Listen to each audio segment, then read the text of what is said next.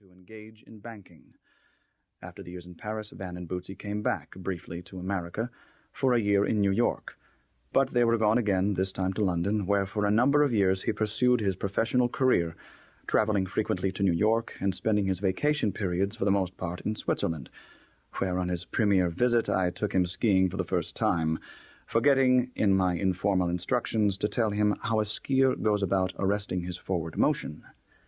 This resulted in a descent which might have been the closing scene of a Marx Brothers movie called An Afternoon at a Mountain. As I think back on it, if I were to add the distances we have sailed together to the distances we have skied together, it is probably safe to say we have, by wind and gravity, circled the globe. It was at law school at Harvard that Van first interested himself in the politics that make the world go so round, so very eccentrically. Soon he became conversant with the principal engines of political behavior, and with those forces that have pockmarked this century. I remember once in 1957, when we found ourselves in Baltimore to serve as ushers at the wedding of a friend.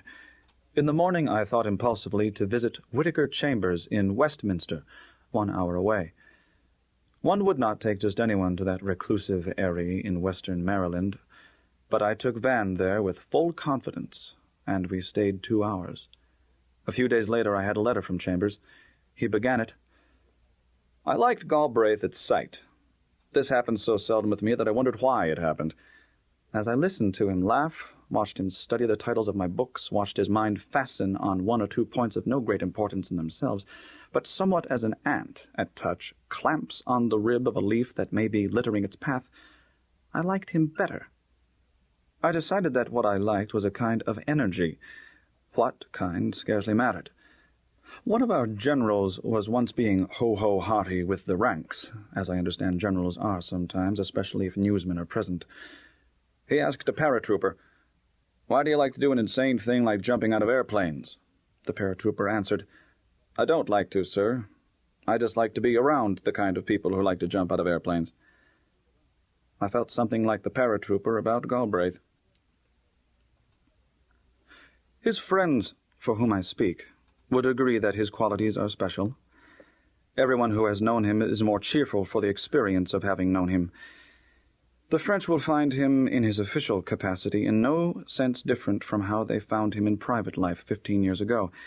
He is hospitable to every kind of ambiguity, charitable in his constructions of human behavior, but entirely convinced that the Lord has provided man with a fundamental apparatus by which we distinguish between what is right and what isn't, and convinced that the challenge to right thought and right conduct was never in history more menacingly threatened.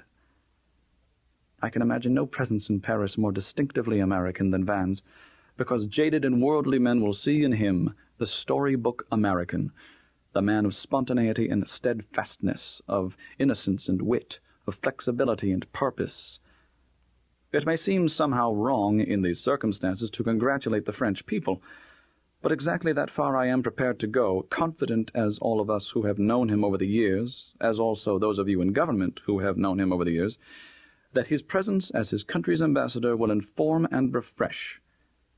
Yet another installment in the apparently endless repayment of the debt we incurred when as a young and struggling republic we welcomed the arrival of Lafayette. I join you all in wishing him and Bootsy a great and fruitful adventure in the service of our beloved country. William F. Buckley, Jr. Preface. What I set out to say and do in this book constituted in effect 2 books. On the one hand, I wanted primarily to advocate certain matters of policy. These are found in the first and last third of the book.